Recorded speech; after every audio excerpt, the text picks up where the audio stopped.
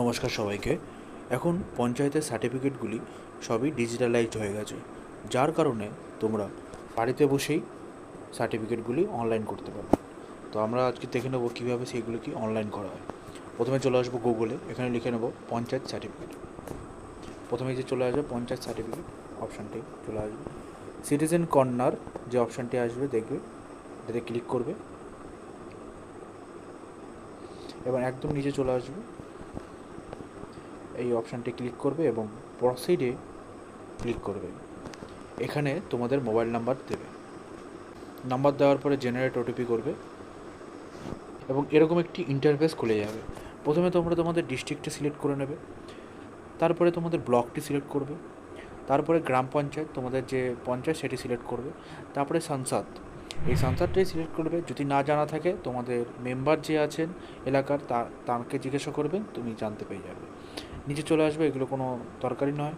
নিচে চলে আসবো, আমরা এটা দেখে নেব যেটা যার আছে করে নেবে এবং আমরা এগুলোকে কোনো কিছু করার দরকার নেই। দেন আমরা অ্যাপ্লিকেন্ট নেমে চলে যাব ডাইরেক্ট। অ্যাপ্লিকেন্ট নেম তোমাদের নাম বসিয়ে দেবে, গার্ডিয়ান নেম তোমাদের যে প্যারেন্টস বা তোমাদের যার নামে তোমাদের গার্জিয়ান সেটা নাম বসিয়ে দেবে। তারপরে তোমাদের সেই গার্জিয়ানের সাথে কী সম্পর্ক সেটা বসিয়ে দেবে, এখানে ফাদার, মাদার, সন, ডটার, হাজব্যান্ড, স্পাউস। দেন তোমাদের অ্যাড্রেসটা দিয়ে দেবে, পোস্ট অফিস, পুলিশ স্টেশন যেটা দিয়ে লিখে দেবে।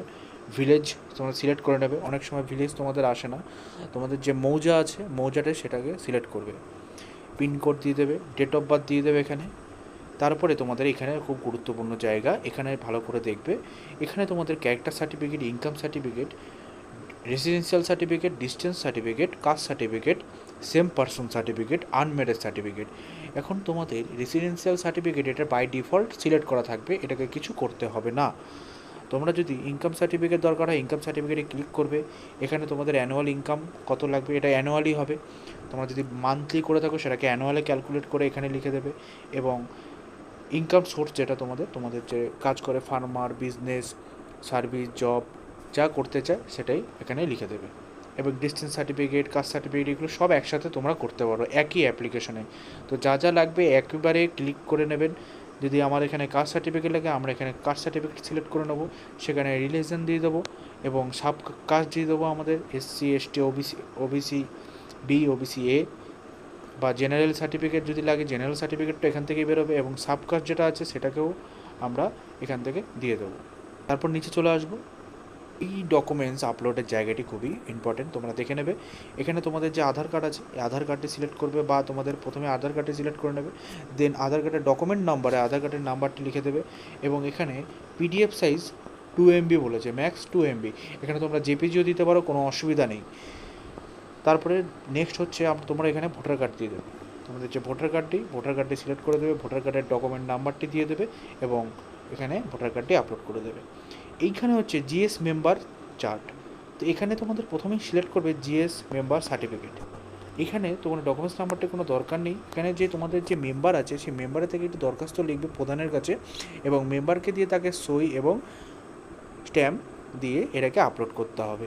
এক এক পঞ্চায়েতে এক এক নিয়ম, তো তোমরা নিশ্চয়ই তোমাদের পঞ্চায়েতের থেকে জিজ্ঞাসা করে নেবে যে কী লাগবে এবং নিচে এখানে তোমাদের যে ফটো আছে সেই ফটোটা এখানে আপলোড করে দেবে। আর একটা কথা মাথায় রাখবে, জিএস মেম্বার সার্টিফিকেটটা তোমরা পিডিএফে দিতে হবে। আগের দুটি ডকুমেন্টস তোমরা জেপিজিতে দিতে পারো, কিন্তু নিচের এই জিএস মেম্বার সার্টিফিকেটটি পিডিএফে দিতে হবে। অনেক সময় কম্পিউটারে যদি করো তোমরা অনেক সময় নিয়ে নেবে অল ফাইল করলে, কিন্তু তোমরা মোবাইলে করলে আমরা আশা করছি জেপিজি নিতে পারবে না, তখন তোমরা পিডিএফেই দেবে। সাবমিটে ক্লিক করলেই অ্যাপ্লিকেশন ডান। এবার তোমাদের করণীয় হচ্ছে তোমাদের যে পঞ্চায়েত আছে সেখানে যাবে, সেখান থেকে তোমরা তোমাদের যে সার্টিফিকেটের জন্য অ্যাপ্লিকেশন করেছো সেই সার্টিফিকেটটা পাবে। এই সার্টিফিকেটটা বের করা হয়, তোমরা যদি বাড়িতে অনেকে ভেবে বসে থাকবে যে বাড়িতে বসে পেয়ে যাবে, ওটা কখনোই না। তোমরা পঞ্চায়েতে যাবে, পঞ্চায়েতের অথরিকেশন ছাড়া ওরা ভেরিফিকেশন ছাড়া ওরা এটাকে ছাড়বে না। তো তোমরা ওখানে গিয়ে ওটাকে বের করে নেবে। ভিডিওটা ভালো লেগে থাকলে নিশ্চয়ই লাইক করে দিও, একটু কমেন্ট, কোনো জিজ্ঞাসা থাকলে কমেন্ট করে দিও এবং সাবস্ক্রাইব করে দিও এরকমই আরও ভিডিওর জন্য। নমস্কার।